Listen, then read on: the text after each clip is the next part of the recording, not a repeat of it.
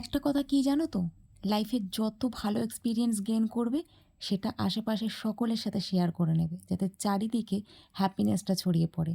আর যত খারাপ experience gain করবে সেটা নিজের মধ্যেই রেখে দেবে। তবে হ্যাঁ, সেই খারাপ এক্সপিরিয়েন্স থেকে যে শিক্ষাটা অর্জন করলে সেই শিক্ষাটা দিয়ে কিন্তু সবাইকে সাবধান করে দেবে, যাতে তোমার মতন খারাপ আর দ্বিতীয় কারোর সঙ্গে ঘটতে না পারে। কেননা অকারণে চারিদিকে বিষাদ ছড়িয়ে লাভ কী বলো? তোমরা হয়তো ভাবতেই পারো যে আজকে এই ভিডিওতে কেন আমি এই কথাটা বললাম। কেননা পুরুলিয়া থেকে ফেরার দিন আমার সঙ্গে প্রচণ্ড খারাপ একটা ঘটনা ঘটে গেছে, যা আমি সারা জীবন মনে রাখবো। তবে হ্যাঁ, ওই যে বললাম, খারাপটা আমি কারোর সাথে চট করে শেয়ার করতে চাই না। তবে হ্যাঁ, মানুষ চেনা হয়ে গেছে এবং মুখোশগুলো যে সময় থাকতে মানুষের ধরা পড়েছে সেটাই অনেকখানি। আর আমার কাছে সত্যিই এতটাও প্রায়োরিটি নেই অন্যদের, যে অন্যদের কথা বলে আমি আমার ব্লগটা নষ্ট করব।